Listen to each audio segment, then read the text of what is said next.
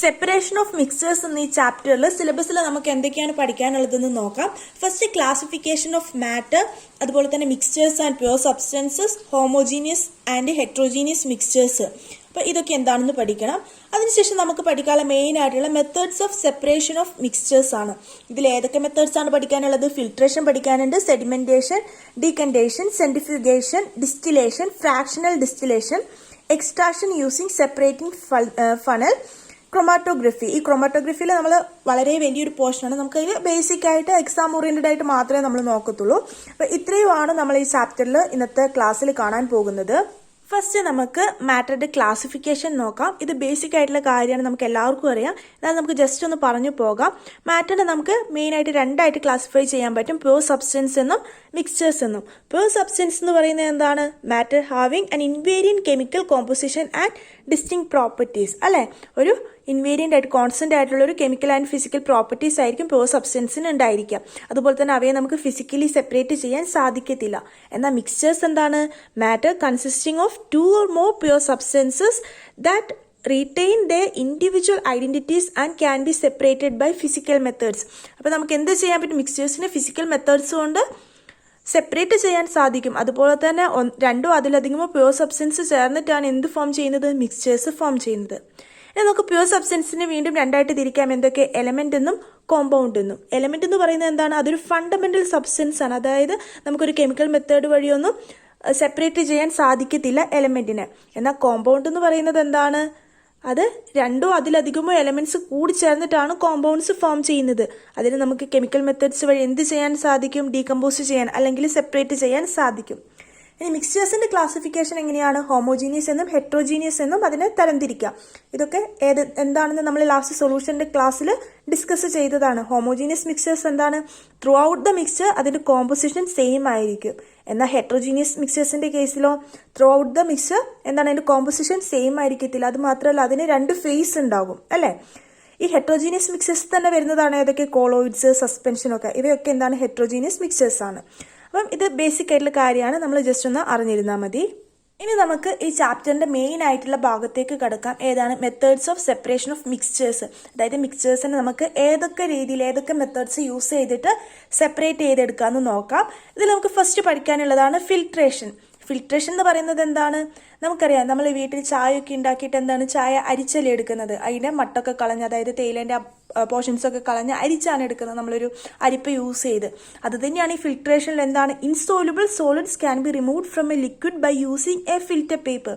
അതായത് മിക്സ്ചേഴ്സിലുള്ള ഇൻസോലുബിൾ ആയിട്ടുള്ള സോളിഡ്സ് എന്ത് ചെയ്യും? നമ്മളൊരു ഫിൽറ്റർ പേപ്പർ യൂസ് ചെയ്ത് ഇങ്ങനെ അരിച്ചെടുക്കുകയാണ്. നമ്മൾ ചായയിൽ നിന്ന് എങ്ങനെയാണോ തേയില അരിച്ച് മാറ്റുന്നത്, അതുപോലെ തന്നെ മിക്സ്ചേഴ്സിൽ നിന്ന് ഇൻസോലുബിൾ ആയിട്ടുള്ള സോളിഡ് പാർട്ടിക്കിൾസ് ഒരു ഫിൽറ്റർ പേപ്പർ, ഇവിടെ നമ്മൾ യൂസ് ചെയ്യുന്നതാണ് എന്ത്?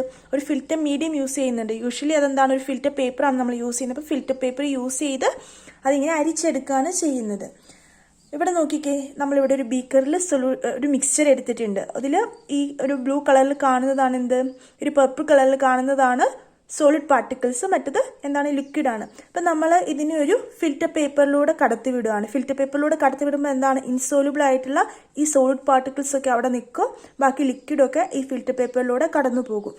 ഈ ലിക്വിഡ് ഫിൽറ്റർ ചെയ്തതിന് ശേഷം കിട്ടുന്ന ഈ ലിക്വിഡിനെയാണ് നമ്മൾ ഫിൽട്രേറ്റ് എന്ന് പറയുന്നത്. ഓക്കെ, അതുപോലെ തന്നെ നമ്മൾ ഈ ഫിൽറ്റർ പേപ്പറിൽ എന്തിനെ കളക്ട് ചെയ്യും? ഇൻസോലുബിൾ ആയിട്ടുള്ള സോളിഡ് പാർട്ടിക്കിൾസിനെ കളക്ട് ചെയ്യും. എക്സാമ്പിൾസ് ഏതൊക്കെയാണ്? Mixture of chalk powder and water. നമ്മളിപ്പോൾ ചോക്ക് പൗഡർ വാട്ടറിലേക്ക് ചോക്ക് പൗഡർ ഇട്ടിട്ട് അതിനെ നമ്മൾ എങ്ങനെയാണ് ഫിൽറ്റർ ചെയ്തെടുക്കുന്നത്? ഒരു ഫിൽറ്റർ പേപ്പറിലൂടെ കടത്തി വിട്ടാൽ ചോക്ക് പൗഡറൊക്കെ ആ ഫിൽറ്റർ പേപ്പറിൽ നിൽക്കും. ആ വാട്ടർ എന്ത് ചെയ്യും? ഫിൽട്രേറ്റ് എന്ത് ചെയ്യും? അത് ഫിൽറ്റർ പേപ്പറിലൂടെ കടന്നു പോകും. അതുപോലെ തന്നെ സാൻഡ് ആൻഡ് വാട്ടർ. വെള്ളത്തിലേക്ക് കുറച്ച് മണലിട്ടിട്ട് അത് മിക്സ് ചെയ്തിട്ട് അതിനെ നമ്മൾ എങ്ങനെയാണ് സെപ്പറേറ്റ് ചെയ്തെടുക്കുക? നമുക്ക് ഈസി ആയിട്ടൊരു ഫിൽറ്റർ പേപ്പർ യൂസ് ചെയ്തിട്ട് നമുക്ക് അതിനെ സെപ്പറേറ്റ് ചെയ്തെടുക്കാൻ സാധിക്കും. അപ്പം ഇതാണ് ഫിൽട്രേഷൻ. ബേസിക് ആയിട്ടാണ്, വളരെ ഈസിയാണ്. നെക്സ്റ്റ് മെത്തേഡ് എന്താണെന്ന് നോക്കാം. സെഡിമെന്റേഷൻ. സെഡിമെന്റേഷൻ എന്ന് പറയുന്നത് എന്താണ്? നമ്മളിപ്പം ഒരു പാത്രത്തിലേക്ക് കുറച്ച് ചെളിവെള്ളം എടുത്തു എന്ന് വിചാരിക്കുക. അത് കുറച്ച് നേരം അനക്കാതെ വെക്കുമ്പോൾ നമുക്ക് എന്ത് കാണാൻ സാധിക്കും?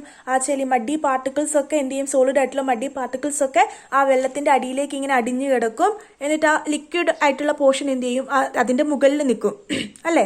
അപ്പൊ അത് തന്നെയാണ് ഈ സെഡിമെന്റേഷനിലും എന്താണ്? It is A process of separation of A suspended solid particles from a liquid under gravity. അതായത് ഒരു ലിക്വിഡിൽ സസ്പെൻഡ് ചെയ്തിരിക്കുന്ന പാർട്ടിക്കിൾസ് പാർട്ടിക്കിൾസിനെയൊക്കെ എന്ത് സംഭവിക്കും, അവർ കുറച്ച് നേരം അങ്ങനെ അനക്കാതെ വെക്കുമ്പോൾ ഗ്രാവിറ്റിയുടെ എഫക്റ്റ് കൊണ്ട് എന്ത് ചെയ്യും, ആ നമ്മൾ എടുത്ത പാത്രത്തിൻ്റെ അടിയിലേക്ക് ഇങ്ങനെ സെറ്റിൽ ചെയ്ത് കിടക്കും. അതായത് ഇവിടെ ഹെവി പാർട്ടിക്കിൾസ് സെറ്റിലിംഗ് ഡൗൺ. നമ്മളിവിടെ നോക്കിക്കാൻ നമ്മളിവിടെ ഒരു ബീക്കറിൽ കുറച്ച് മഡി വാട്ടർ എടുത്തു. ഈ പർപ്പിൾ കളറിൽ കാണുന്നതാണ് എന്ത് സോളിഡ് സസ്പെൻഡ് ചെയ്ത് കിടക്കുന്ന സോളിഡ് പാർട്ടിക്കിൾസ്, മറ്റത് ലിക്വിഡ് പോർഷനാണ്.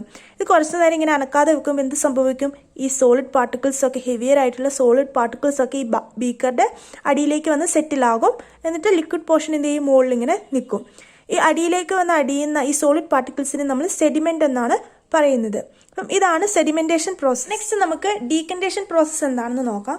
നമ്മൾ നേരത്തെ സെഡിമെന്റേഷനിൽ കണ്ടെന്താണ്, ഇപ്പം നമ്മൾ മഡി വാട്ടർ ഒരു ബീക്കറിലെടുത്ത് കുറച്ച് നേരം അനക്കാതെ വെക്കുകയാണെങ്കിൽ ആ സോളിഡ് പാർട്ടിക്കിൾസ് മഡ് ചെളിയൊക്കെ എന്ത് ചെയ്യും, അത് അടിയിലേക്ക് അടിഞ്ഞു കിടക്കും, ലിക്വിഡ് പോർഷൻ മുകളിൽ നിൽക്കും.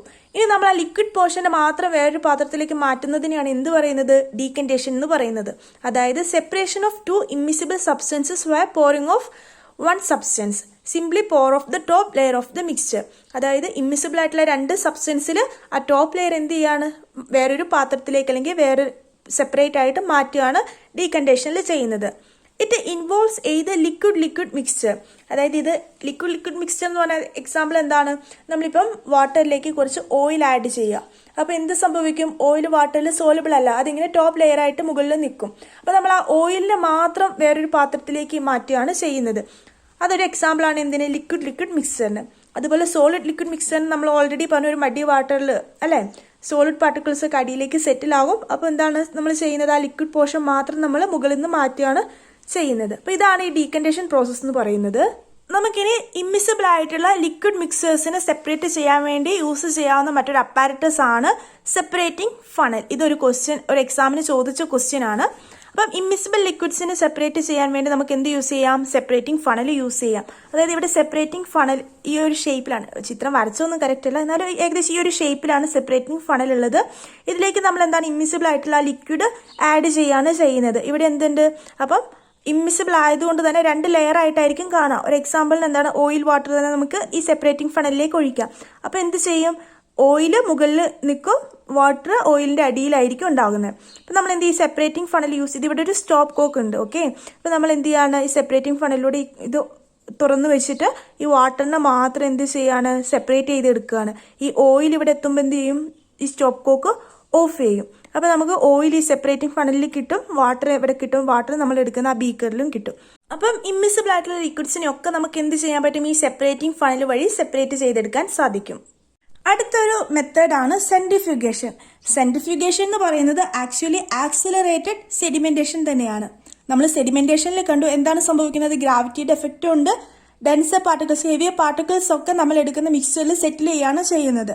അത് തന്നെയാണ് സെൻട്രിഫ്യൂഗേഷൻ. പക്ഷെ നമ്മൾ ആ പ്രോസസ്സ് ഒന്ന് സ്പീഡപ്പ് ആക്കാൻ വേണ്ടി ഒരു എക്സ്റ്റേണൽ ഫോഴ്സ്, ഒരു സെൻട്രിഫ്യൂഗൽ ഫോഴ്സ് ഇവിടെ അപ്ലൈ ചെയ്യാണ് ചെയ്യുന്നത്. ഇവിടെയും സെപ്പറേഷൻ പ്രോസസ്സ് നടക്കുന്നത് ആ മിക്സ്ചറിലെ കമ്പണൻസിന്റെ മാസിലുള്ള ഡിഫറൻസിനെ ബേസ് ചെയ്തിട്ടാണ്.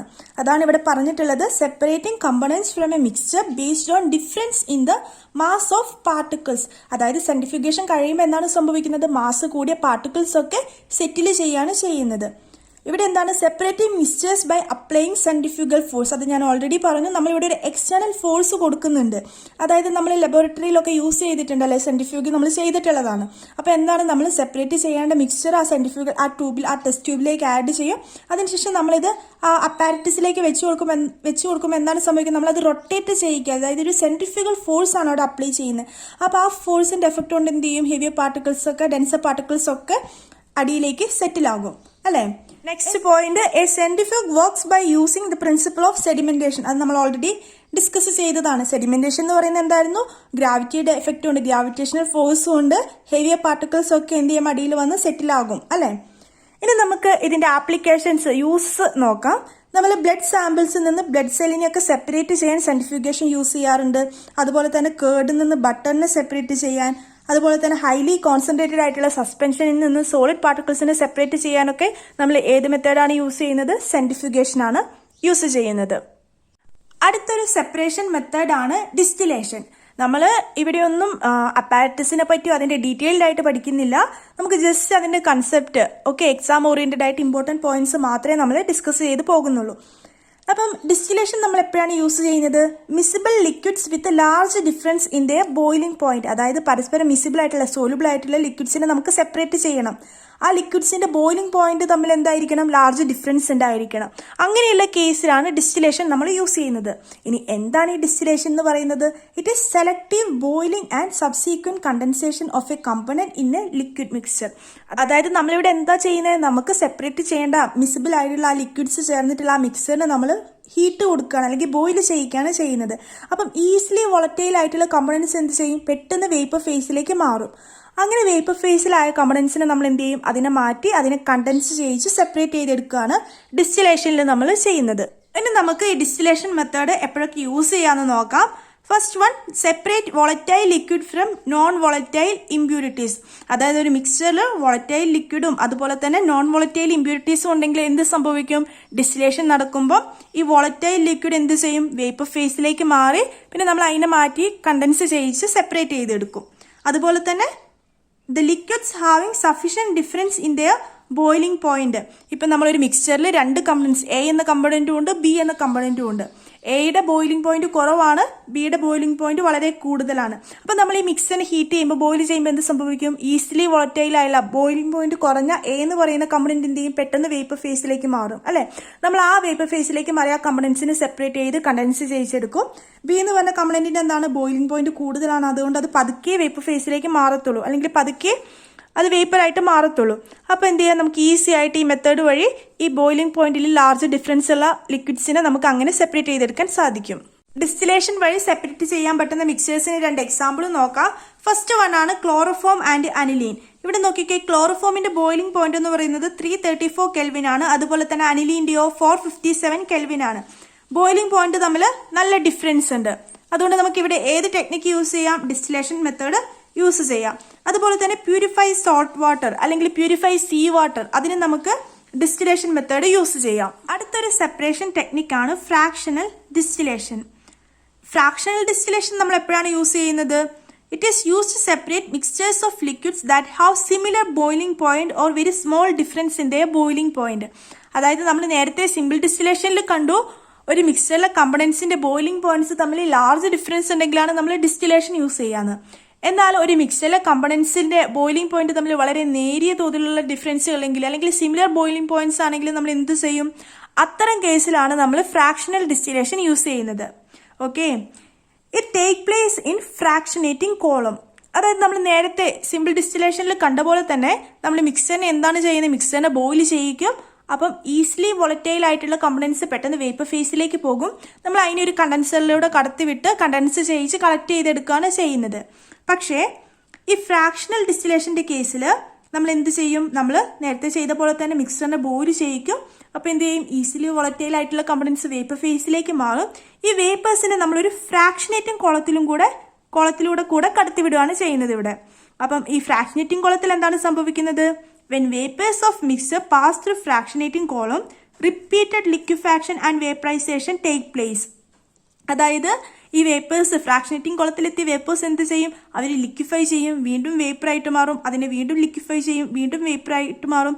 അങ്ങനെ റിപ്പീറ്റഡ് ലിക്വിഫാക്ഷൻ ആൻഡ് വേപ്പറൈസേഷൻ നടന്ന് അതിനുശേഷം ആ വേപ്പേഴ്സ് എങ്ങോട്ട് പോകും? കണ്ടൻസറിലേക്ക് പോകും. അതിനെ പിന്നെ നമ്മൾ കൂൾ ചെയ്ത് കണ്ടൻസ് ചെയ്യിച്ച് നമ്മൾ സെപ്പറേറ്റ് ചെയ്തെടുക്കും. ഓക്കെ, അപ്പം ഓർത്തിരിക്കേണ്ട ആ ബോയിലിംഗ് പോയിന്റ്സിലുള്ള ആ ഒരു വ്യത്യാസം ചെറിയ തോതിലാണെങ്കിൽ ഫ്രാക്ഷണൽ ഡിസ്റ്റിലേഷൻ യൂസ് ചെയ്യുന്നു, അത്രയും മാത്രമാണ്.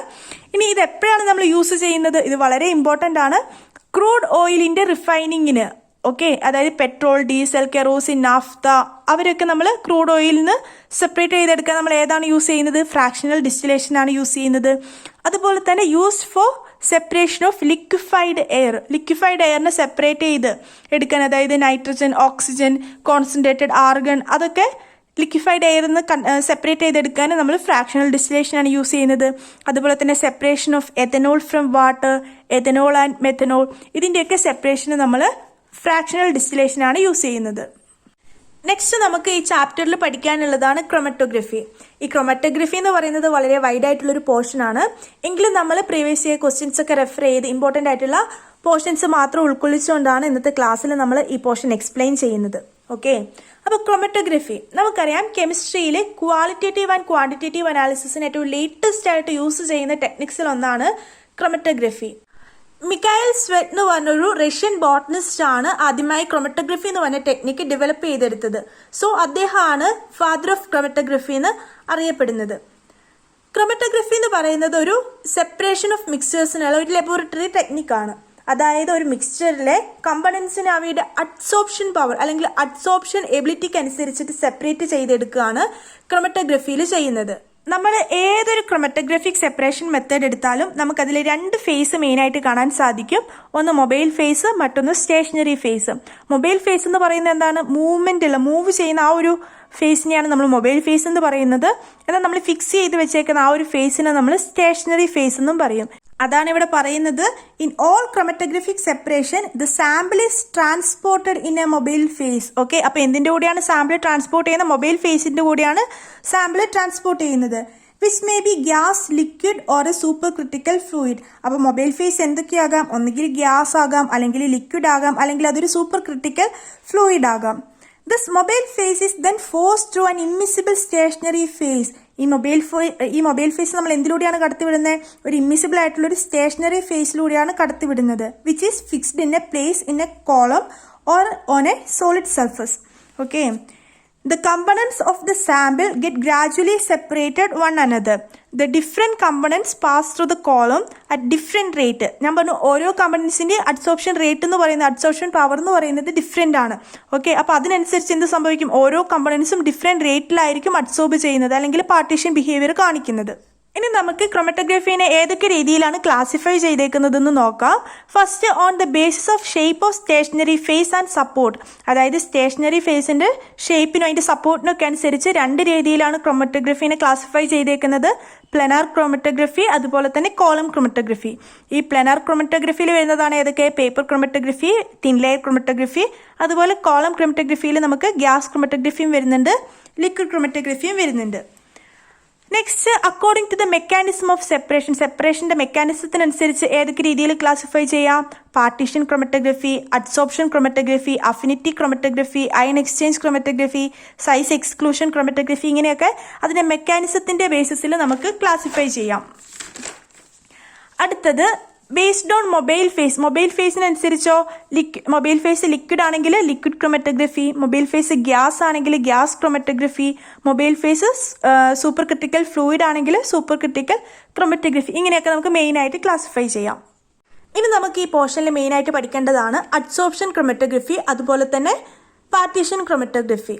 അപ്പം നമുക്ക് ഫസ്റ്റ് അഡ്സോർപ്ഷൻ ക്രൊമറ്റോഗ്രഫി എന്താണെന്ന് നോക്കാം. അഡ്സോർപ്ഷൻ ക്രൊമറ്റോഗ്രഫിയുടെ പ്രിൻസിപ്പിൾ ഇത്രയേ ഉള്ളൂ. എന്താണ് അത്? ബേസ്ഡ് ഓൺ അഡ്സോർപ്ഷൻ ആണ്. അതായത് നമുക്ക് ഒരു മിക്സ്ചർ ഓഫ് കോമ്പണൻസ് തന്നിട്ടുണ്ട്. ആ കോമ്പണൻസിന് വേറൊരു സബ്സ്റ്റൻസിന്റെ സർഫസിൽ ഒട്ടിപ്പിടിക്കാനുള്ള അല്ലെങ്കിൽ അഡ്സോർബ് ചെയ്യാനുള്ള കപ്പാസിറ്റി ഉണ്ട്. ആ മിക്സ്ചറിൽ ഓരോ കോമ്പണൻസിനും ഇങ്ങനെ അഡ്സോർബ് ചെയ്യാനുള്ള കപ്പാസിറ്റി എന്ന് പറയുന്നത് ഡിഫറെന്റ് ആണ്. ഓക്കെ, അതാണ് ഇതിന്റെ ബേസിക് പ്രിൻസിപ്പിൾ എന്ന് പറയുന്നത്. ഇവിടെ സോളിഡ് സ്റ്റേഷനറി ഫേസ് ആയിരിക്കും യൂസ് ചെയ്യുന്നത്. അതായത് സ്റ്റേഷനറി ഫേസ് എന്തായിരിക്കും? അതൊരു സോളിഡ് സ്റ്റേറ്റിലായിരിക്കും. എന്നാൽ മൊബൈൽ ഫേസ് എന്തൊക്കെയാകാം? അത് ലിക്വിഡ് ആകാം, അല്ലെങ്കിൽ ഗ്യാസ് ആകാം. ഇവിടെ mobile phase is adsorbed on to the surface of stationary phase. അതായത് മൊബൈൽ ഫേസിലുള്ള നമ്മുടെ ഓരോ കമ്പണൻസും എന്താണ് ചെയ്യുന്നത്? അത് സ്റ്റേഷനറി ഫേസിലുള്ള സബ്സ്റ്റൻസിലേക്ക് അല്ലെങ്കിൽ സ്റ്റേഷനറി ഫേസിലെ നമ്മൾ അഡ്സോർബന്റ് എന്നാണ് പറയുന്നത്. ഓക്കെ, അപ്പൊ അഡ്സോർബന്റിലേക്ക് അഡ്സോർബ് ചെയ്യാണ് ചെയ്യുന്നത്. The equilibrium between mobile phase and stationary phase account for the separation of different solutes. ഇവിടെ നമ്മൾ മെയിൻ ആയിട്ട് അഡ്സോർബൻസ് ആയിട്ട് യൂസ് ചെയ്യുന്നത് സിലിക്ക ജെൽ, അലുമിന, അതുപോലെ തന്നെ സെല്ലുലോസ് മൈക്രോ ക്രിസ്റ്റലൈൻ. ഇതൊക്കെയാണ് മെയിൻ ആയിട്ട് കോമൺ ആയിട്ട് നമ്മൾ യൂസ് ചെയ്യുന്ന അഡ്സോർബൻസ് എന്ന് പറയുന്നത് എന്താണ്? സ്റ്റേഷനറി ഫേസ് എന്ന് പറയുന്നത്. അടുത്തത് അഡ്സോർപ്ഷൻ ക്രൊമറ്റോഗ്രഫിയുടെ ഡിഫറെന്റ് ടൈപ്സ് ഏതൊക്കെയാണെന്ന് നോക്കാം. ഏതൊക്കെയാണ്? കോളം ക്രൊമറ്റോഗ്രഫി, അതുപോലെ തന്നെ thin layer chromatography, gas solid chromatography. ഇതൊക്കെ അഡ്സോർപ്ഷൻ ക്രൊമറ്റോഗ്രഫിയുടെ ഡിഫറെന്റ് ടൈപ്സ് ആണ്. നമുക്ക് ഇതിൽ കോളം ക്രൊമറ്റോഗ്രഫി, അതുപോലെ തന്നെ തിൻ ലെയർ ക്രൊമറ്റോഗ്രഫി, അത് കുറച്ച് ഡീറ്റെയിൽഡ് ആയിട്ടൊന്ന് നോക്കാം. ഫസ്റ്റ് നമുക്ക് കോളം ക്രൊമറ്റോഗ്രഫി എന്താണെന്ന് നോക്കാം. ഇതിന്റെ പ്രിൻസിപ്പിൾ എന്തായിരുന്നു? Differential adsorption. ഓക്കെ, ഇവിടെ നമ്മൾ മൊബൈൽ ഫേസ് ആയിട്ട് യൂസ് ചെയ്യുന്നത് ഒരു മൂവിങ് ലിക്വിഡിനെയാണ്. അതുപോലെ തന്നെ സ്റ്റേഷനറി ഫേസ് ആയിട്ട് ആക്ട് ചെയ്യുന്നത് എന്താണ്? നമ്മൾ പറഞ്ഞു അഡ്സോർപ്ഷൻ ക്രൊമറ്റോഗ്രഫിയിൽ സ്റ്റേഷനറി ഫേസ് എന്ന് പറയുന്നത് ഒരു സോളിഡ് സബ്സ്റ്റൻസ് ആണ്. ആ സോളിഡ് സബ്സ്റ്റൻസിനെ നമ്മളിവിടെ ഒരു കോളത്തിൽ പാക്ക് ചെയ്ത് അതാണ് ഇവിടെ സ്റ്റേഷനറി ഫേസ് ആയിട്ട് യൂസ് ചെയ്യുന്നത്. നമുക്കിനി ഇതെങ്ങനെയാണ് ചെയ്യുന്നതെന്ന് നോക്കാം. നമ്മളിവിടെ ഒരു കോളം, അതായത് ഒരു ഗ്ലാസ് ട്യൂബ്, ഒരു കോളം എടുത്ത് അതിൽ നമ്മൾ അഡ്സോർബൻ്റ് നിറച്ചിട്ടുണ്ട്, അതായത് സ്റ്റേഷനറി ഫേസ്. ഓക്കെ, ഒരു സോളിഡ് സബ്സ്റ്റൻസ്, അഡ്സോർബ് ചെയ്യുന്ന ഒരു സോളിഡ് സബ്സ്റ്റൻസ് നിറച്ചിട്ടുണ്ട്. പിന്നെ നമ്മളിവിടെ എന്താണ് എടുത്തിട്ടുള്ളത്? മിക്സ്ചർ ഓഫ് കമ്പണൻസ്, അതായത് എ ബി സി എന്നിങ്ങനെ 3 കമ്പണൻസ് ഉള്ള ഒരു മിക്സ്ചറാണ് നമുക്ക് സെപ്പറേറ്റ് ചെയ്യേണ്ടത്. അതായത് എനെ സെപ്പറേറ്റ് ചെയ്യണം, ബിനെ സെപ്പറേറ്റ് ചെയ്യണം, സിനെ സെപ്പറേറ്റ് ചെയ്യണം. അപ്പം ആ കമ്പണൻ്റ് ആണ്, ആ ഒരു മിക്സ്ചറാണ് നമ്മളിവിടെ എടുത്തിട്ടുള്ളത്. പിന്നെ നമുക്കിവിടെ ഒരു മൊബൈൽ ഫേസ്, അതായത് ഒരു മൂവിങ് ലിക്വിഡ് ഉണ്ട്. ഓക്കെ, അപ്പോൾ ഈ മൂവിങ് ലിക്വിഡ് മൊബൈൽ ഫേസ് ഇതിലൂടെ ഇങ്ങനെ കടന്നു പോകുമ്പോൾ എന്ത് ചെയ്യും? അതിൻ്റെ കൂടെ ഈ കമ്പണൻറ്റിൻ്റെ ഈ മിക്സ്ചേഴ്സും കൂടെ ഈ അഡ്സോർബൻറ്റിലൂടെ, അതായത് സ്റ്റേഷനറി ഫേസിലൂടെ പാസ് ചെയ്യും. അപ്പം എ ബി സി ഇവയ്ക്ക് 3നും അഡ്സോർബിങ് പവർ അല്ലെങ്കിൽ അഡ്സോർബിങ് എബിലിറ്റി വ്യത്യസ്തമാണ്. അതായത് ഓരോന്നും അഡ്സോർബ് ചെയ്യുന്ന, ഈ അഡ്സോർബൻറ്റിലേക്ക് അഡ്സോർബ് ചെയ്യുന്ന റേറ്റ് ഡിഫറെൻ്റ് ആണ്. അപ്പം ഈ എ ബി സി ഇവയിൽ 3ലും ഈ സ്റ്റേഷനറി ഫേസിൽ നന്നായിട്ട് അഡ്സോർബ് ചെയ്യുന്ന എന്ത് ചെയ്യും? ആദ്യം തന്നെ അഡ്സോർബ് ചെയ്യും, അല്ലേ? അപ്പം ഇവിടെ നോക്കിക്കേ, ഇതിൽ 3ലും എയ്ക്കാണ് കൂടുതൽ അഡ്സോർബിങ് പവർ. ഏറ്റവും നന്നായിട്ട് സ്റ്റേഷനറി ഫേസുമായിട്ട് അഡ്സോർബ് ചെയ്യുന്ന എ ആണ്. സോ എ എന്ത് ചെയ്യും? പതുക്കെ മൂവ് ചെയ്യത്തുള്ളൂ, അഡ്സോർബ് ചെയ്ത് പതുക്കെ മൂവ് ചെയ്യത്തുള്ളൂ. ബി സി ഇവയ്ക്ക് എനെ അപേക്ഷിച്ച് അഡ്സോർബിങ് പവർ കുറവാണ്. അപ്പോൾ അത് കുറച്ചുകൂടെ വേഗത്തിൽ ഫാസ്റ്റായിട്ട് മൂവ് ചെയ്യും. കുറച്ചുകൂടെ ഇങ്ങെത്തുമ്പോൾ എന്താണ്? ഈ ബി സിയും കണക്കാക്കുമ്പം ബിക്കാണ് സീനെക്കാണ് അഡ്സോർബിങ് പവർ കൂടുതൽ. ബി കുറച്ചുകൂടെ നന്നായിട്ട് അഡ്സോർബ് ചെയ്യും സീനെക്കാണും. അതുകൊണ്ട് ബി ഇവിടെ അഡ്സോർബ് ചെയ്ത് ഇങ്ങനെ നിൽക്കുന്നു. പിന്നെ ബാക്കി എന്താ ഉള്ളത്? സി ആണ്. അപ്പോൾ സിക്ക് അഡ്സോർബിങ് പവർ കുറവാണ്, അത് കുറച്ചുകൂടെ ഫാസ്റ്റ് ആയിട്ടായിരിക്കും മൂവ് ചെയ്യുക. ഓക്കെ, അപ്പോൾ ഇതിലൂടെ ആദ്യം വരുന്നത് എന്തായിരിക്കും? ആദ്യം വരുന്ന കമ്പണൻറ്റ് എന്തായിരിക്കും? അഡ്സോർബിങ് പവർ ഏറ്റവും കുറഞ്ഞ കമ്പണൻറ്റ്. ഇവിടെ ഏതിനാണ് അഡ്സോർബിങ് പവർ ഏറ്റവും കുറവ്? ഏറ്റവും ഫാസ്റ്റ് ആയിട്ട് മൂവ് ചെയ്യുന്നത് ഏതാണ്? സി എന്ന് പറഞ്ഞ കമ്പണൻ്റ് ആണ്. അപ്പോൾ സി എന്ന് പറഞ്ഞ കമ്പണൻ്റ് ആയിരിക്കും ഈ കോളത്തിലൂടെ ആദ്യം പുറത്തേക്ക് വരുന്നത്. അതിനെ നമ്മൾ കളക്ട് ചെയ്തു. അതിനുശേഷം ഏതാണ്? അഡ്സോർബിങ് പവർ അതിനേക്കാളും കുറച്ചുകൂടെ കൂടിയത്, സീനെക്കാളും കുറച്ചുകൂടെ അഡ്സോർബിങ് പവർ കൂടുതലാണ് ഏതിന്? ബിക്ക്, അല്ലേ? അപ്പോൾ ബി ആയിരിക്കും സെക്കൻഡ് വരും. അതിനെ നമ്മൾ സെപ്പറേറ്റ് ആയിട്ട് കളക്ട് ചെയ്തു. ഏറ്റവും ലാസ്റ്റ് ആയിരിക്കും, ഏറ്റവും സ്ലോ ആയിട്ടായിരിക്കും എന്ത് വരുന്നത്? എ താഴേക്ക് വരുന്നത്, ഈ കോളത്തിലൂടെ താഴേക്ക് വരുന്നത്. അപ്പോൾ എ ആയിരിക്കും ഏറ്റവും ലാസ്റ്റ് നമ്മളിവിടെ കളക്ട് ചെയ്യുന്നത്. അതാണ് ഇവിടെ പറയുന്നത്. The components with lower adsorption and affinity to stationary phase travel faster. അതായത് ഇവിടെ സ്റ്റേഷനറി ഫേസുമായിട്ട് ഇവിടെ ഏറ്റവും അഫിനിറ്റി കുറവ് ആർക്കാണ്? സിക്കാണ്, അല്ലെ? ഏറ്റവും അഡ്സോർപ്ഷൻ പവർ കുറവ് സിക്കാണ്. ഈ സ്റ്റേഷനറി ഫേസുമായിട്ട് ഏറ്റവും അഫിനിറ്റി കുറവ് സിക്കാണ്. അതുകൊണ്ട് സി ആയിരിക്കും ഏറ്റവും ഫാസ്റ്റ് ആയിട്ട് ഇവിടെ മൂവ് ചെയ്യുന്നത്. അപ്പം നമ്മൾ ഏതിനായിരിക്കും ആദ്യം കളക്ട് ചെയ്യുന്നത്? The component that move fast are remove first. അപ്പോൾ ഇവിടെ ഫാസ്റ്റ് ആയിട്ട് മൂവ് ചെയ്യുന്ന സി ആയതുകൊണ്ട് തന്നെ സീനെ ആയിരിക്കും നമ്മൾ ആദ്യം ഇവിടെ സെപ്പറേറ്റ് ചെയ്തെടുക്കുന്നത്. അത് കഴിഞ്ഞ് നമ്മളിവിടെ ഏതിനെ സെപ്പറേറ്റ് ചെയ്തെടുക്കും? ബീനെ സെപ്പറേറ്റ് ചെയ്തെടുക്കും. അതിനുശേഷമായിരിക്കും എനെ സെപ്പറേറ്റ് ചെയ്തെടുക്കുന്നത്. ഇനി നമുക്ക് ഈ ഓരോ കമ്പണൻസ് മൂവ് ചെയ്യുന്നതിൻ്റെ റേറ്റിനെ നമുക്ക് റിട്ടൻഷൻ ഫാക്ടർ എന്ന ഒരു ടേം വെച്ച് നമുക്ക് എക്സ്പ്രസ് ചെയ്യാൻ സാധിക്കും. അപ്പോൾ റിട്ടൻഷൻ ഫാക്ടർ അല്ലെങ്കിൽ റിട്ടാർഡേഷൻ ഫാക്ടർ എങ്ങനെയാണ് കണ്ടുപിടിക്കുന്നത്? അത് റെപ്രസെന്റ് ചെയ്യുന്നത് RF എന്ന സിമ്പിൾ കൊണ്ടാണ്. അത് കണ്ടുപിടിക്കുന്നത് എങ്ങനെയാണ്? Distance travelled by solute divided by distance travelled by solvent. Okay, അപ്പം ഇപ്പം എയുടെ റിട്ടൻഷൻ ഫാക്ടർ എങ്ങനെയാണ് കണ്ടുപിടിക്കുന്നത്? എ എത്ര ദൂരം ട്രാവൽ ചെയ്തു, അത് ഡിവൈഡഡ് ബൈ ഈ സോൾവെന്റ്. ഓക്കെ, നമ്മളെടുത്ത ഈ മൂവിങ് ഫേസ്, ഈ സോൾവെന്റ് എത്ര ദൂരം ട്രാവൽ ചെയ്തു. അപ്പോൾ അങ്ങനെയാണ് നമ്മൾ റിട്ടാർഡേഷൻ ഫാക്ടർ അല്ലെങ്കിൽ റിട്ടൻഷൻ ഫാക്ടർ കണ്ടുപിടിക്കുന്നത്. ഇത്രയുമാണ് നമുക്ക് കോളം ക്രോമറ്റോഗ്രഫിയിൽ പറയാനുള്ളത്. ഇനി ഇതിൻ്റെ ആപ്ലിക്കേഷൻസ് എന്തൊക്കെയാണ്? It is use to isolate metabolites from biological fluids. അതുപോലെ തന്നെ it is use to determine drug estimation from drug formulation. Next adsorption ക്രോമറ്റോഗ്രഫിയിൽ വരുന്നതാണ് തിൻ ലെയർ ക്രോമറ്റോഗ്രഫി. ഇതിന്റെ പ്രിൻസിപ്പിൾ എന്ത് തന്നെയാണ്? ഡിഫറൻഷ്യൽ അഡ്സോർപ്ഷൻ ആണ്. ഓക്കെ, ഇവിടെ TLC അതായത് thin layer chromatography involves separation of substances of a mixture over a thin layer of an adsorbent coated on a glass plate. അതായത് ഇവിടെ അഡ്സോർബൻ്റ് ആയിട്ട്, അതായത് സ്റ്റേഷനറി ഫേസ് ആയിട്ട് നമ്മൾ എന്താണ് യൂസ് ചെയ്യുന്നത്? ഒരു ഗ്ലാസ് പ്ലേറ്റിൽ നമ്മൾ അഡ്സോർബൻ്റ് എന്ത് ചെയ്യാണ്? ഒരു തിൻ ലെയർ ആയിട്ട് കോട്ട് ചെയ്യുകയാണ്. അതിനെയാണ് നമ്മൾ സ്റ്റേഷനറി ഫേസ് ആയിട്ട് യൂസ് ചെയ്യുന്നത്. അങ്ങനെ തിൻ ലെയർ ആയിട്ട് അഡ്സോർബൻ്റ് കോട്ട് ചെയ്ത ഗ്ലാസ് പ്ലേറ്റ് സ്റ്റേഷനറി ഫേസ് ആയിട്ട് യൂസ് ചെയ്യുന്നത് കൊണ്ടാണ് ഇതിനെ നമ്മൾ തിൻ ലെയർ ക്രോമറ്റോഗ്രഫി എന്ന് പറയുന്നത്. ഇനി നോക്കിക്കേ, A thin layer about 0.2 millimeter തിക്ക്, അത്രയും തിന്നായിട്ടുള്ള അഡ്സോർബൻ്റ് ആണ് നമ്മൾ ഒരു ഗ്ലാസ് പ്ലേറ്റിൽ സ്പ്രെഡ് ചെയ്യുന്നത്. അഡ്സോർബൻ്റ് ആയിട്ട് ഏതൊക്കെയാണ് കോമൺ ആയിട്ട് യൂസ് ചെയ്യുന്നത്? സിലിക്ക ജെൽ, അലുമിന, ഇതൊക്കെ നമുക്ക് അഡ്സോർബൻ്റ് ആയിട്ട് യൂസ് ചെയ്യാം. നെക്സ്റ്റ് ഒരു പോയിന്റ് ആണ്, on completion of the separation each component appears A spot separated vertically. Each spot has A retention factor. അതായത് ഇവിടെ നോക്കിക്കേ, ഇതെന്ന് പറയുന്നത് ഈ ഒരു ഷേപ്പിലുള്ള ഇതെന്ന് പറയുന്നത് എന്താണ്? ഇത് അഡ്സോർബൻ കോട്ട് ചെയ്തിട്ടുള്ള ഒരു ഗ്ലാസ് പ്ലേറ്റ് ആണ്. ഓക്കെ, ഇത് ഗ്ലാസ് പ്ലേറ്റ് ആണ്. ഇത് നമ്മളൊരു ജാറിലേക്ക് വെച്ചിട്ടുണ്ട്. ഈ ജാറിൽ എന്തുണ്ട്? സോൾവെന്റ്. ഈ സോൾവെന്റിലേക്ക് ഇമ്മേഴ്സ് ചെയ്തിട്ടാണ് നമ്മൾ എന്തിനു വെച്ചിട്ടുള്ളത്? അഡ്സോർബന്റ് കോട്ട് ചെയ്തിട്ടുള്ള ഈ ഗ്ലാസ് പ്ലേറ്റ്. അതെന്ന് പറയുന്നത് എന്താണ്? നമ്മുടെ സ്റ്റേഷനറി ഫേസ് ആണ്, അതിനെ വെച്ചിട്ടുണ്ട്. ഇനി ഇതിൽ നമ്മൾ എന്തും കൂടെ കൊടുത്തിട്ടുണ്ട്? ഒരു സാമ്പിൾ ഡോട്ട്, അതായത് നമ്മൾ സെപ്പറേറ്റ് ചെയ്യേണ്ട മിക്സഡ് ഒരു ഡോട്ട്, ഒരു സാമ്പിളിന്റെ ഒരു ഡോട്ട് അവിടെ കൊടുത്തിട്ടുണ്ട്. പിന്നെ ഇവിടെ നമുക്കൊരു ബേസ് ലൈൻ, അതായത് ഒരു റെഫറൻസ് ലൈനും ഉണ്ട്. ഈ സോൾവെന്റിലേക്ക് ഇമ്മേഴ്സ് ചെയ്തിട്ടാണ് നമ്മൾ ഈ അഡ്സോർബന്റ് കോട്ട് ചെയ്തിട്ടുള്ള ഗ്ലാസ് പ്ലേറ്റ് വെച്ചിട്ടുള്ളത്. അപ്പൊ എന്ത് ചെയ്യും? സോൾവെന്റ് ഇതിലൂടെ ഇങ്ങനെ മൂവ് ചെയ്യും അല്ലെ. അപ്പൊ എന്ത് ചെയ്യും? ഈ സാമ്പിളിന്റെ ഡോട്ടിന്റെ അടുത്തൂടെ പോകുമ്പോൾ എന്ത് ചെയ്യും? അതിലുള്ള കമ്പണൻസും കൂടെ മൂവ് ചെയ്യും അതിന്റെ കൂടെ. അപ്പം ഓരോന്നിന്റെയും അഡ്സോർപ്ഷൻ റേറ്റ് എങ്ങനെയാണ്, അതിനനുസരിച്ചിട്ടായിരിക്കും ഈ സാമ്പിളിലുള്ള കമ്പണൻസ് മൂവ് ചെയ്യുന്നത്. നമ്മൾ നേരത്തെ കോളം ക്രോമറ്റോഗ്രഫി പറഞ്ഞ പോലെ തന്നെ ഈ സ്റ്റേഷനറി ഫേസുമായിട്ട് അല്ലെങ്കിൽ ഈ അഡ്സോർബന്റുമായിട്ട് അഫിനിറ്റി ഏറ്റവും കൂടിയത് എന്ത് ചെയ്യും? ആദ്യം അഡ്സോർബ് ചെയ്യും അല്ലെ. അഫിനിറ്റി ഏറ്റവും കുറഞ്ഞതായിരിക്കും കൂടുതൽ ഡിസ്റ്റൻസ് ട്രാവൽ ചെയ്യുന്നത്. അപ്പം ഇവിടെ ഇപ്പൊ എ ബി സി എന്ന് പറഞ്ഞ 3 കമ്പണൻസ് ഉണ്ടെന്ന് വിചാരിക്കുക. അപ്പം നമ്മൾ നേരത്തെ കണ്ട പോലെ തന്നെ എക്കായിരിക്കും അഫിനിറ്റി കൂടുതലെങ്കിൽ എ ഇവിടെ എന്ത് ചെയ്യും? കുറച്ചേ മൂവ് ചെയ്യത്തുള്ളൂ. ഇപ്പം എ ബി സിയിൽ സിക്കാണ് ഏറ്റവും അഫിനിറ്റി കുറഞ്ഞത്, അത് ഏറ്റവും ഫാസ്റ്റ് ആയിട്ട് മൂവ് ചെയ്യും.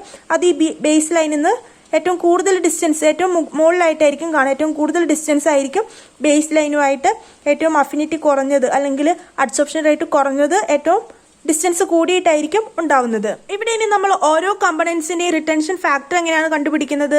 Distance moved by the component from the base line, അതായത് ഈ ബേസ് ലൈനിൽ നിന്ന് ഓരോ കമ്പണൻസും എത്ര ഡിസ്റ്റൻസ് ആണ് മൂവ് ചെയ്തത് അത് divided by distance moved by the solvent from the base line. ഈ ബേസ് ലൈനിൽ നിന്ന് ഈ സോൾവെന്റ് എത്രമാത്രം മൂവ് ചെയ്തു, അപ്പം അത് കാൽക്കുലേറ്റ് ചെയ്യുമ്പോൾ നമുക്ക് ഓരോ കമ്പണൻസിന്റെയും റിട്ടൻഷൻ ഫാക്ടർ കിട്ടും. പിന്നെ ഒരു ഓർത്തിരിക്കേണ്ട കാര്യമാണ് റിട്ടൻഷൻ ഫാക്ടറിന്റെ റേഞ്ച് എന്ന് പറയുന്നത് 0 to 1. ആ ഒരു റേഞ്ചിനുള്ളിലായിരിക്കും ഓരോ കമ്പണൻസിന്റെ റിട്ടൻഷൻ ഫാക്ടർ എന്ന് പറയുന്നത്. അപ്പൊ ഇത്രയും നേരം നമ്മൾ അഡ്സോർപ്ഷൻ ക്രോമറ്റോഗ്രഫി എന്താണെന്ന് കണ്ടു. ഇനി നമുക്ക് സെക്കൻഡ് ടൈപ്പ് പാർട്ടീഷൻ ക്രോമറ്റോഗ്രഫി എന്താണെന്ന് നോക്കാം. ഇവിടെ നമുക്ക് കാണാം പേരിൽ തന്നെ ഉണ്ട് എന്ത്? പാർട്ടീഷൻ. അതായത് ഇവിടെ എന്തോ പാർട്ടീഷൻ ചെയ്യപ്പെടുന്നുണ്ട്. അതെന്താണ്? Here separation is based on solute partitioning between 2 liquid phases. അതായത് ഇവിടെ നമ്മുടെ സൊല്യൂട്ട് 2 ലിക്വിഡ് ഫേസസിന് ഇടയ്ക്ക് വെച്ചിട്ട് പാർട്ടീഷൻ ചെയ്യപ്പെടുകയാണ് ചെയ്യുന്നത്.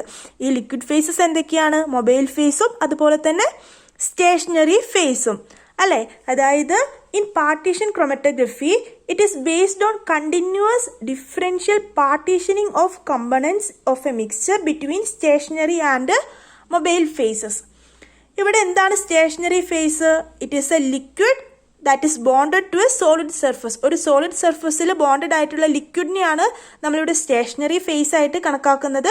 അതുപോലെ തന്നെ മൊബൈൽ ഫേസ് എന്താണ്? മൊബൈൽ ഫേസ് കോമൺലി ലിക്വിഡ് ആണ്, എന്നാൽ ചില കേസിൽ ഗ്യാസും നമ്മൾ മൊബൈൽ ഫേസ് ആയിട്ട് യൂസ് ചെയ്യാറുണ്ട്. Partition chromatography applies to liquid and liquid gas chromatography. അതായത് പാർട്ടീഷൻ ക്രോമറ്റോഗ്രഫിയിൽ ലിക്വിഡ് അതായത് മൊബൈൽ ഫേസും സ്റ്റേഷനറി ഫേസ് ലിക്വിഡ് ആയിട്ടുള്ള കേസസിൽ, അതുപോലെ തന്നെ stationary phase liquid mobile phase gas, ആ ഒരു കേസിൽ നമുക്ക് പാർട്ടീഷൻ ക്രോമറ്റോഗ്രഫി അപ്ലൈ ചെയ്യാൻ സാധിക്കും. എന്നാൽ സോളിഡ് ഗ്യാസ്, അതായത് സ്റ്റേഷനറി ഫേസ് സോളിഡ് ആയിട്ടുള്ള കേസിൽ നമുക്ക് പാർട്ടീഷൻ ക്രോമറ്റോഗ്രഫി പറ്റത്തില്ല. അതായത് ഇവിടെ സോളിഡ് ഗ്യാസ് ക്രോമറ്റോഗ്രഫിയിൽ പാർട്ടീഷൻ ക്രോമറ്റോഗ്രഫി പോസിബിൾ അല്ല. അപ്പൊ അതും കൂടെ ജസ്റ്റ് ഒന്ന് ഓർത്തിരിക്കുക. ഇനി ഇതിനൊരു എക്സാമ്പിൾ ആണ് എന്ത്? നമുക്ക് എല്ലാവർക്കും അറിയാം പേപ്പർ ക്രോമറ്റോഗ്രഫി. ഇത് ഒരു ലാസ്റ്റ് എക്സാമിന് ചോദിച്ചൊരു ക്വസ്റ്റ്യൻ ആണ്. പേപ്പർ ക്രോമറ്റോഗ്രഫി എന്തിന് എക്സാമ്പിൾ ആണ്? പാർട്ടീഷൻ ക്രോമറ്റോഗ്രഫിക്ക് എക്സാമ്പിൾ ആണ്. സോ നമുക്ക് ഇനി പേപ്പർ ക്രോമറ്റോഗ്രഫി എന്താണെന്ന് കുറച്ച് ഡീറ്റെയിൽഡ് ആയിട്ട് നോക്കാം. നമ്മൾ പറഞ്ഞു paper chromatography is A type of liquid partition chromatography. അതായത് ഇവിടെ മൊബൈൽ ഫേസും സ്റ്റേഷനറി ഫേസും എന്താണ്? ലിക്വിഡ് ആണ്. ഇവിടെ നമ്മൾ സ്റ്റേഷനറി ഫേസ് ആയിട്ട് യൂസ് ചെയ്യുന്നത് ഒരു സ്പെഷ്യൽ ടൈപ്പ് ഓഫ് പേപ്പർ ആണ്. അതിനെ നമ്മൾ ക്രോമറ്റോഗ്രഫി പേപ്പർ എന്നാണ് പറയുന്നത്. ഈ ക്രോമറ്റോഗ്രഫി പേപ്പറിന്റെ സ്പെഷ്യാലിറ്റി എന്താണ്? It contains water trapped in it. അതായത് ആ ക്രോമറ്റോഗ്രഫി പേപ്പറിൽ വാട്ടർ മോളിക്യൂൾസ് ട്രാപ്പ് ചെയ്തിട്ടുണ്ട്. ഓക്കെ, അപ്പൊ അങ്ങനെയുള്ള ആ ഒരു ക്രോമറ്റോഗ്രഫി പേപ്പറാണ് ഇവിടെ സ്റ്റേഷനറി ഫേസ് ആയിട്ട് ആക്ട് ചെയ്യുന്നത്. മൊബൈൽ ഫേസ് ആയിട്ട് എടുക്കുന്നത് ഒരു സ്യൂട്ടബിൾ സോൾവെന്റ്, ഒരു സ്യൂട്ടബിൾ ലിക്വിഡിനെ തന്നെയാണ് നമ്മളിവിടെ മൊബൈൽ ഫേസ് ആയിട്ട് എടുക്കുന്നത്. ഇനി ഇതിന്റെ പ്രോസസ്സ് എങ്ങനെയാണെന്ന് നമുക്ക് നോക്കാം. ഇവിടെ നമുക്ക് കാണാം അപ്പാരറ്റസിൽ എന്തൊക്കെയുണ്ട്? നമുക്കൊരു ഗ്ലാസ് സിലിണ്ടർ ഉണ്ട്, അതുപോലെ തന്നെ ഒരു ക്രോമറ്റോഗ്രഫി പേപ്പർ ഉണ്ട്. ആ ഗ്ലാസ് സിലിണ്ടറിൽ എന്തുണ്ട്? ഇലുവന്റ്, അതായത് സ്യൂട്ടബിൾ ആയിട്ടുള്ള ഒരു സോൾവെന്റ് ഉണ്ട്. അപ്പൊ നമ്മൾ നമ്മുടെ ഈ സ്ട്രിപ്പ് ക്രോമറ്റോഗ്രഫി പേപ്പർ എന്ത് ചെയ്യാണ്? ഈ സോൾവെന്റിലേക്ക്, ഈ മൊബൈൽ ഫേസിലേക്ക് ഡിപ്പ് ചെയ്ത് വെച്ചേക്കുകയാണ്. ഈ ക്രോമറ്റോഗ്രഫി പേപ്പറിന്റെ എഡ്ജിൽ നമ്മൾ നമ്മുടെ സാമ്പിളും കൂടി ഇങ്ങനെ സ്പോട്ട് ചെയ്ത് കൊടുത്തിട്ടുണ്ട്. ഈ ക്രോമറ്റോഗ്രഫി പേപ്പർ ഈ സോൾവെന്റിലേക്ക് മൊബൈൽ ഫേസിലേക്ക് ഡിപ്പ് ചെയ്യുമ്പോൾ എന്ത് സംഭവിക്കും? ഇവിടെ കാപ്പിലറി ആക്ഷൻ മൂലം ഈ സോൾവെന്റ് എങ്ങോട്ട് പാസ് ചെയ്യും? ഈ ക്രോമറ്റോഗ്രഫി പേപ്പറിലെ മുകളിലേക്ക് ഇങ്ങനെ പാസ് ചെയ്യും, അല്ലെങ്കിൽ മുകളിലേക്ക് അതിന്റെ ലെവൽ റൈസ് ചെയ്യും. ഈ സോൾവെന്റ് ഇങ്ങനെ പാസ് ചെയ്യുന്നതിന്റെ കൂടെ, മുകളിലേക്ക് റൈസ് ചെയ്യുന്നതിന്റെ കൂടെ നമുക്കറിയാം ഇവിടെ നമ്മുടെ സാമ്പിൾ സ്പോട്ട് ഉണ്ട് അല്ലെ, ഡിഫറെന്റ് കമ്പണൻസ് ഉണ്ട്, നമ്മുടെ സാമ്പിളിലെ ഡിഫറെന്റ് കമ്പണൻസ് ഉണ്ട്. അപ്പൊ അതും കൂടെ എന്തിന്റെ കൂടെ ഇങ്ങനെ മുകളിലേക്ക് ഉയരും? ഈ സോൾവെന്റിന്റെ കൂടെ, നമ്മുടെ മൊബൈൽ ഫേസിന്റെ കൂടെ മുകളിലേക്ക് റൈസ് ചെയ്യും. അപ്പൊ നമുക്കിവിടെ എന്ത് കാണാൻ സാധിക്കും? ഡിഫറെന്റ് കമ്പണൻസ് ഡിഫറെന്റ് ലെവലിൽ ഡിഫറെന്റ് ഹൈറ്റിലായിട്ട് പാർട്ടീഷൻ ചെയ്ത് അല്ലെങ്കിൽ സ്പോട്ട് ചെയ്ത് നിൽക്കുന്നത് നമുക്ക് കാണാൻ സാധിക്കും. അപ്പം എന്താണ് ഇവിടെ നടക്കുന്നത്? നമ്മൾ സ്യൂട്ടബിൾ സോൾവെന്റിലേക്ക് മൊബൈൽ ഫേസിലേക്ക് നമ്മുടെ ക്രോമറ്റോഗ്രഫി പേപ്പർ ഡിപ്പ് ചെയ്ത് വെച്ചിട്ടുണ്ട്. ആ ക്രോമറ്റോഗ്രഫി പേപ്പറിന്റെ എഡ്ജിൽ നമ്മൾ നമ്മുടെ ഒറിജിനൽ സാമ്പിൾ സ്പോട്ട് ചെയ്ത് വെച്ചിട്ടുണ്ട്. അപ്പോൾ കാപ്പിലറി ആക്ഷൻ വഴി ഈ സോൾവെന്റ് എന്ത് ചെയ്യും? ക്രോമറ്റോഗ്രഫി പേപ്പറിന്റെ മുകളിലേക്ക് റൈസ് ചെയ്യും. അങ്ങനെ റൈസ് ചെയ്യുന്നതിന്റെ കൂടെ നമ്മുടെ ഈ സാമ്പിളിന്റെ കമ്പണൻസും എന്ത് ചെയ്യും? അവരുടെ പാർട്ടീഷനിങ് കോയിഫിഷ്യന്റ് ബേസിൽ അല്ലെങ്കിൽ അവരുടെ സോളിബിലിറ്റി ബേസിസിൽ ഇതും കൂടെ എന്ത് ചെയ്യും? മുകളിലേക്ക് റൈസ് ചെയ്യും, അല്ലെങ്കിൽ ഡിഫറെന്റ് ഹൈറ്റിലേക്ക് റൈസ് ചെയ്യും. അപ്പം നമുക്കിങ്ങനെ എന്ത് ചെയ്യാം? ഡിഫറെന്റ് കമ്പണൻസ് ഡിഫറെന്റ് ഹൈറ്റിൽ നമുക്കിവിടെ സ്പോട്ട് ചെയ്ത് കാണാൻ സാധിക്കും. ഓക്കെ, അതാണ് ഇവിടെ തന്നിട്ടുള്ളത്. Immerse paper in the mobile phase, അതായത് immerse chromatography paper in the mobile phase due to capillary action. എന്താണ് സംഭവിക്കുന്നത്? Mobile phase moves over the sample on the paper. Okay, the paper selectively retains different components according to their different പാർട്ടീഷനിങ് in the two phases. അതായത് മൊബൈൽ ഫേസിലും stationary ഫേസിലും ഉള്ള ആ ഓരോ കമ്പണൻസിന്റെയും ഡിഫറെന്റ് പാർട്ടീഷനിങ് മൂലം എന്ത് സംഭവിക്കും? ഓരോ കോമ്പണൻസും ആ പേപ്പറിൽ നമുക്ക് സെപ്പറേറ്റ് ആയിട്ട് സ്പോട്ടായിട്ട് കാണാൻ സാധിക്കും. The spot of the separated color compounds are visible at a different heights from the spot of initial position. അതായത് നമ്മൾ സാമ്പിൾ സ്പോട്ട് ചെയ്ത് ആ പൊസിഷനിൽ നിന്ന് ഡിഫറെന്റ് ഹൈറ്റിൽ നമുക്ക് ഓരോ കമ്പണൻസിനെയും സ്പോട്ട് ചെയ്ത് സെപ്പറേറ്റ് ചെയ്ത് കാണാൻ സാധിക്കും. അതാണ് നമുക്ക് പേപ്പർ ക്രോമറ്റോഗ്രഫിയിൽ ചെയ്യുന്ന പ്രോസസ്സ് എന്ന് പറയുന്നത്. അപ്പം ഇന്നത്തെ ഈ ക്ലാസ് എല്ലാവർക്കും യൂസ്ഫുൾ ആണെന്ന് കരുതുന്നു. യൂസ്ഫുൾ ആണെന്ന് തോന്നുകയാണെങ്കിൽ ലൈക്ക് ചെയ്യുക. നിങ്ങളുടെ അഭിപ്രായങ്ങളും സജഷൻസും സംശയങ്ങളുണ്ടെങ്കിൽ അതൊക്കെ കമൻറ്റ് ബോക്സിൽ എന്നെ അറിയിക്കുക. ചാനൽ ഇതുവരെ സബ്സ്ക്രൈബ് ചെയ്തിട്ടില്ലെങ്കിൽ ഇതുപോലുള്ള യൂസ്ഫുൾ വീഡിയോസിനായിട്ട് ചാനൽ സബ്സ്ക്രൈബ് ചെയ്യുക. Thanks for watching.